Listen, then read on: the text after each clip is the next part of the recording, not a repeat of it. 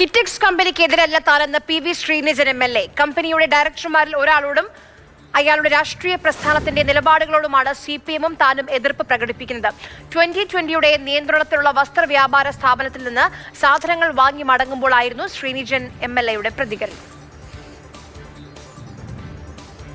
സംസ്ഥാന സർക്കാരിന്റെ വ്യവസായ സൗഹൃദ നയമാണെന്നും ശ്രീനിധൻ.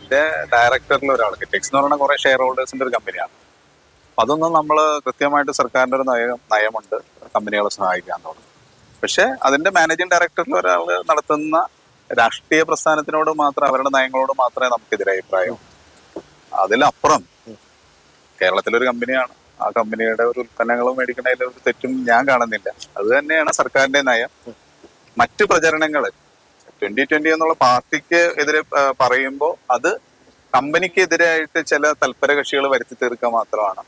ഓണമാണ്, ഡിസ്കൗണ്ട് സെയിൽ ഉണ്ടെന്ന് പറഞ്ഞു. നമുക്ക് നമ്മുടെ മണ്ഡലത്തിൽ ഒരു സ്ഥാപനത്തിൽ ഡിസ്കൗണ്ട് സെയിൽ നടക്കുമ്പോൾ ഞാൻ പോയി സാധനങ്ങൾ മേടിക്കുന്നത് അതൊരു സാധാരണ സംഭവം മാത്രമായിട്ടാണ് എനിക്ക് തോന്നുന്നത്.